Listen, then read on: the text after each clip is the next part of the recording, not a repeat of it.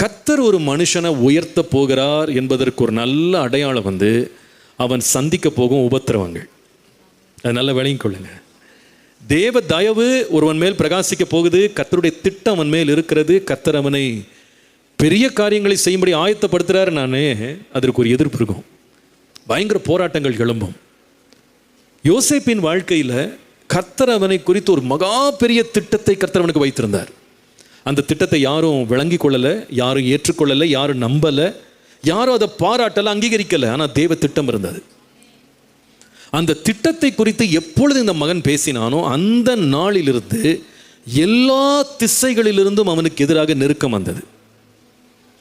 சொந்த தகப்பனும் தாயும் அவனுக்கு விரோதமாய் மாறினாங்க. நானும் உன் தாயும் உன்னை வணங்க போகிறோமா என்று கேட்டாங்க. அவனோடு உடன் பிறந்த 10 சகோதரர்களும் அவனுக்கு எதிராளியாக மாறினாங்க. அன்று முதல் அவனோடு அவர்கள் சரியா பேசவே இல்லைன்னு வாசிக்கிறோம். ஒரு பெரிய எதிர்ப்பு வீட்டுக்குள்ளே வந்தது. இவன் ஒரு மனிதனாய் அந்த எதிர்ப்பை சந்திக்க திராணி இல்லாமல், பலன் இல்லாமல் போனான். அவர்கள் எல்லாரும் ஒன்றாக சேர்ந்துட்டாங்க. பலவிதமான சூழ்ச்சிகளை அவனுக்கு விரோதமாய் செய்யும்படி அவங்க காலத்துக்காக காத்துக்கிட்டே இருந்தாங்க. யோசேப்பின் வாழ்க்கையிலே அவனுடைய வாழ்க்கையை பாதியிலே முடித்து விடும்படி ஒன்றன் பின் ஒன்றாக கொடுமையான மனிதர்களுடைய முன்பாக இவன் நிற்க வேண்டியிருந்தது. அதில் ஒரு 3ஐயாவது உங்களுக்கு நான் கண்டிப்பாக காண்பிக்கணும். ஒன்று, அவனுடைய சொந்த சகோதரர்கள். நீங்கள் ஆதியாகமத்தின் புஸ்தகம் 37ஆம் அதிகாரம் 18ஆம் வசனத்தை நீங்கள் வாசிப்பீர்களானால், இந்த சகோதரர்கள் யோசேப்பை தூரத்தில் வர கண்டு அவன் தங்களுக்கு சமீபமாய் வரும் முன்னே அவனை கொலை செய்யும்படி சதி யோசனை பண்ணினார்கள். Satan doesn't wait for you to arrive.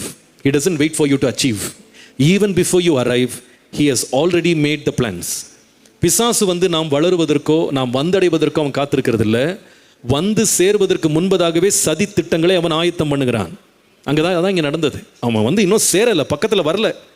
தூரத்தில் இருக்கும்போதே, தூரத்தில் தானே இருக்கிறாங்க, வந்து சேரட்டும் அப்புறமா பார்க்கலான்லாம் சொல்றது இல்லை. சதி ஏற்கனவே ஆரம்பிச்சிருச்சு. இது நம்ம நிறைய நம்ம கண்ணுக்கு தெரியாது. யோசேப்புக்கு தெரியல, இப்படி இவங்க சதி பண்றாங்கன்னு தெரியல. பிசாசு நம்ம வளர்ற வரைக்கும் காத்துட்டு இருக்க மாட்டான். இயேசு பிறந்த குழந்தையா இருக்கும் போதே அவரை கொலை செய்யும்படி ஏரோதுக்குள்ளே ஏவுதலை தந்தான். குழந்தை இயேசுவை கொன்று போட அவன் வகை தேடினான். மோசே குழந்தையா தான் இருக்கிறான், இன்னும் அவன் தலைவன் ஆகலை. இன்னும் 40 வருஷம் எகிப்தில் படிக்க வேண்டியிருக்கு. இன்னும் 40 வருஷம் அவன் வனாந்திரத்தில் பயிற்சி பெற வேண்டியிருக்கு. அவன் லீடரா வர்றதுக்கு 80 வயசு ஆகணும். ஆனால் 80 வயசு வரைக்கும் பிசாசு காத்துல. 6 மாத குழந்தையா இருக்கிறதுக்கு முன்னாலே அவனை கொலை செய்யறதுக்கு சட்டம் பிறப்பிக்கப்பட்டது. நம்ம வாழ்க்கையிலே தேவன் நமக்கு வைத்திருக்கிற உயர்வுகளை நம்ம அடையும் வரைக்கும் பிசாசு காத்திருக்க மாட்டான். முன்பாகவே அவன் சதிகளை எழுப்ப ஆரம்பிச்சிருவான். ஆனால் வேதம் சொல்லுகிறது, அவர்களுடைய சதியில யோசேப்பு சிக்கிவிடாதபடி கொலை செய்ய வேண்டும் என்று அவங்க காத்துட்டு இருக்கிற நேரத்தில் எங்கிருந்தோ ஆண்டவர் இஸ்மவேலரை ஆண்டவர் ஒட்டகத்தில் கொண்டு வந்து இந்த பையனை அவர்கள் கையிலிருந்து கர்த்தர் காப்பாற்றினார். கர்த்தர் காப்பாற்றினார். உண்மையாகவே இது ஒரு பெரிய கிருபை. ஏன்னா அவங்க போட்ட திட்டமே இது கிடையாது. It was not in their plan. இந்த பையனை விற்கணுன்றது அவங்க திட்டம் கிடையாது. இந்த பையனை வெளியூருக்கு அனுப்பணுன்ற திட்டம் கிடையாது. கொலை பண்ணணும்னு தான் அவங்க பிடிச்சு கொண்டு கிணறுல கொண்டு போட்டிருக்காங்க. ஆனால் தேவன் அவருடைய எண்ணங்களை எல்லாம் மாற்றினார். ஏன் தெரியுமா? இவர்கள் நினைத்தது ஒன்று, தேவனோ இந்த பிள்ளையை காப்பாற்ற வேண்டும் என்று திட்டமிட்டிருந்தார். அவருடைய கையிலிருந்து ஆண்டவர் தப்புவித்து, நீங்க 23ஆம் வசனம் வாசித்தீங்கன்னா அதே அதிகாரத்தில் யோசேப்பினுடைய மேல் அங்கே கூட கழட்டிட்டாங்க. எதற்காக கழட்டினாங்கன்னா, கொலை செஞ்சிடணுன்ற திட்டம் உங்களுக்கு. அந்த திட்டத்துக்கு ரொம்ப நெருங்கி வந்துட்டாங்க. ஆனால் தேவனுடைய திட்டம் வேறாக இருந்தது. தேவ திட்டம் அவன் மேல் வேறாக இருந்ததுனால, அவன் மேல் தேவ தயவு இருந்ததுனால, இவ்வளோ பெரிய சதி நடக்கும்போது கர்த்தர் அவனை தப்புவித்தார்.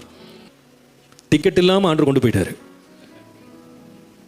பாதுகாப்பாக கொண்டு போயிட்டார். இவங்க நினைச்சாங்க வித்துட்டோன்னு. கர்த்தர் வீசா இல்லாமல், டிக்கெட் இல்லாமல், பாஸ்போர்ட் இல்லாமல் அந்நிய நாட்டு கொண்டு போய் தேவன் பாதுகாத்தார். இவனுடைய கண்களுக்கு இவங்க நினைச்சாங்க நம்ம சதி வேலை செஞ்சிருச்சு, நம்ம ரொம்ப சாமர்த்தியமாக வேலை செஞ்சோன்னு. ஆனால் அவங்களுக்கு தெரியல, இதில் தேவ தயவு அவன் ஜீவன் மேல் இருந்தது என்று தெரியல. முதலாவது கர்த்தர் அவனுக்கு கொடுத்த தப்பிப்பு, எஸ்கேப். எங்கேருந்து தப்பித்தான்னு கேட்டால் சகோதரர் கையிலேருந்து தப்பித்தான். இப்போ அடுத்தடுத்துக்கு வருகிறான். இப்போ பார்த்தீங்கன்னா அவன் எகிப்துக்கு வந்துட்டான். எகிப்தில் வேகமாக சொல்லிடுறேன், போர்த்திபார் என்கிற மனிதனுடைய வீட்டில் இருக்கான். இந்த போர்த்திபார் ஒரு பெரிய தளபதி. அங்கே அவன் உண்மையாய் உத்தமமாய் தேவனுக்கு பயந்து வாழ்ந்து கொண்டிருக்கிறான். அங்கே ஒரு பெரிய சதி எழும்புது. இப்போ எங்கே யார் சதி பண்ணுறான்னா ஒரே ஒரு பெண் சதி செய்தாள். இவனை எப்படி ஆகிலும் பாவத்திற்குட்படுத்தணும், முதல்ல கொலை செய்யணும், சரீரத்துக்கு தீங்கு செய்யணும்னு நினச்சாங்க. ஆனால் ஆண்டவர் சரீர தீங்குலேருந்து ஆண்டவர் காப்பாற்றி கொண்டு போயிட்டார். ஆனால் பிசாசு மட்டும் சோர்ந்து போகவே மாட்டான். அவன் சரீரத்துக்கு நம்ம உடம்புல உயிர் எடுக்கணும் அப்படின்னு திட்டம் போடுவான். கர்த்தர் அதை காப்பாற்றி கொண்டு போனவனே, இப்போ உயிர் இருக்குல்ல, உன் ஆத்மாவை தொடுறேன் அப்படின்னு இப்போ அவனுடைய வாழ்க்கையில் துன்மார்க்கத்தையும் பாவத்தையும் கொண்டு வந்து தன்னோடு இருக்கிற தேவனுடைய பிரசன்னத்திலிருந்து அவனை பிரிக்கணும்னு சொல்லி இச்சையை கொண்டு வந்தான். ஆனால் தேவ பெரிய தயவு பாருங்க, அந்த பையன் அவன் தேவ பயம் அவனுக்குள்ள இருந்ததுனால, கர்த்தருக்கு பயந்ததுனால பொல்லாப்பை விட்டு விலகி ஓடிட்டான். ஆனால் நிர்வாணமாக ஓடின பையனை திருப்பி தேடி கண்டுபிடிக்கிறாங்க. கண்டுபிடிச்சது யாருன்னா போர்த்திபார். போர்த்திபார் சாதாரண ஆள் இல்லை, அவர் ஒரு தளபதி. பிடிச்சது ஒரு அடிமை. யோசேப்பு அடிமையாக விற்கப்பட்டான் என்று வாசிக்கிறோம். அந்த காலத்தில் அடிமைகளுக்கு ஹியூமன் ரைட்ஸ்லாம் கிடையாது, மனித உரிமை இதெல்லாம் அந்த காலத்தில் ஒன்றும் கிடையாது. அடிமையை கொன்று போட்டால் கூட யாரும் கேட்க மாட்டாங்க. அடிமையும் மிருகத்தையும் ஒன்றாக வச்சுருப்பாங்க. அவளுக்கு எந்த உரிமையும் கிடையாது. அதுவும் வெளிநாட்டு அடிமை, எபிரேயன், ஒரு ஆடு மேய்க்கிறவனுடைய பையன். எபிரேயர்களை ரொம்ப அருவருப்பாக பார்த்தாங்க. அப்போ நிச்சயமாக இப்படிப்பட்ட எவிடன்ஸோடு அந்த மனைவி கொண்டு இவனுக்கு விரோதமாக பழியை சுமத்தும் போது அந்த தளபதி கண்டிப்பாக கொண்டிருக்கலாம். ஆனால் அவன் செய்த வேலையை பாருங்க, ரொம்ப ஆச்சரியமாக இருக்குது. 20ஆம் வசனத்தை நீங்கள் பார்ப்பீர்களானால், யோசேப்பின் எஜமான் அவனை எடுத்து கொண்டு போய் ராஜாக்களுடைய கைதிகள் எங்கே இருப்பாங்களோ அவர்களுக்கு இவனை ஒப்புவித்தான் என்று போட்டிருக்கு. எனக்கு இது ரொம்ப படிக்கும்போது ஆச்சரியமாக இருந்துச்சு. கர்த்தர் எப்படி அவன் மூளையை திருப்பி விட்டுருக்காரு பாருங்க. நீ கொல்லாத, நீ கொண்டு போய் அவனை எங்கே போடு, ராஜாக்களுடைய கைதிகள் எங்கே இருக்கிறாங்களோ அங்கே கொண்டு போடுன்னு விட்டார். ஆனால் வேதம் சொல்லுது, அந்த இடத்துக்கு போனால் கைதிகளுடைய சிறைச்சாலை தலைவனுடைய கண்களில் தேவன் அவனுக்கு தயவை கொடுத்தார். ஹல்லேலூயா, ஹல்லேலூயா. கர்த்தர் எப்படி கொண்டு போனார் பாருங்க, எப்படி ஒவ்வொரு கையிலும் தப்பிக்க வைக்கிறார் பாருங்க. முதல்ல சொந்த சகோதரர் கையிலும் தப்பிச்சிட்டான். போர்த்திபார் கையில் மாட்டினவன் தப்பிச்சான். பார்வோன்ட்ட கிருபை. பார்வோன்ன்றது உங்களுக்கு யாருன்னு உங்களுக்கு தெரியும். பார்வோன் ரொம்ப அன்றைக்கு தெய்வமாக வணங்கப்பட்டாங்க. அவங்க 430 வருஷம் அடிமைகளாக இருந்த இஸ்ரவேல் ஜனங்களை பார்வோன் என்ன செய்தான் உங்களுக்கு தெரியும். பிந்தின வந்த பார்வோன் அவன் மோசே என் ஜனங்களை என்னை ஆராதிக்கும்படி அனுப்பிவிடுன்னா என் கைக்கு தப்பு வைக்கிற தேவன் யாருன்னு கேட்டான். 6 லட்சம் புருஷரை கூட விட்டு வைக்க மாட்டேன்னு என்ன, குழந்தைகள் எல்லாம் கொன்று போட்டாங்க. அவங்க சந்ததி பெருகுதுன்றக்கா இரக்கம் இல்லாதவங்க மனிதர்களாக அவங்க இருந்தாங்க. 2 பேர் வராங்க யோசேப்பிடத்தில். அவங்க 2 பேருமே அதே சிறைச்சாலையில் இருக்காங்க. ஒருவன் பானபார்த்தக்காரன், இன்னொருவன் பேக்கர் இல்லையா, கப் பேரர் அண்ட் பேக்கர். இந்த பேக்கரை இந்த பார்வோன் தூக்கு போட்டு கொண்டு போட்டானா. என்னைக்கு தூக்கு போட்டான்னு கேட்டால், பார்வோனுடைய பிறந்த நாளுக்கு தூக்கு போட்டானா. நம்ம பொதுவாக பிறந்த நாள்னா விடுவிக்கிறத நம்ம கேட்டிருக்கோம் இல்லையா. பிரசிடெண்ட்டுக்கு பர்த்டே, மகாத்மா காந்தி ஜெயந்தி, அன்றைக்கெல்லாம் சில கைதிகளை விடுவிப்பாங்க, பார்த்துருக்கீங்களா? அன்றைக்கி தேசப்பிதா பிறந்திருக்கிறார், அதனால் என்ன செய்வோம், சில கைதிகளை விடுவிப்போம் அப்படின்னு இரக்கத்தின் அடிப்படையில். இதெல்லாம் இந்த காலம். அந்த காலத்தில் பர்த்டேனா என்னவா, தூக்கில் போடு. எப்படி இருந்திருப்பாங்கன்னு நீங்கள் யோசித்து பாருங்கள். இவர்கள் கையில் ஒரு அந்நிய நாட்டு அடிமை மாட்டியிருக்கிறான்.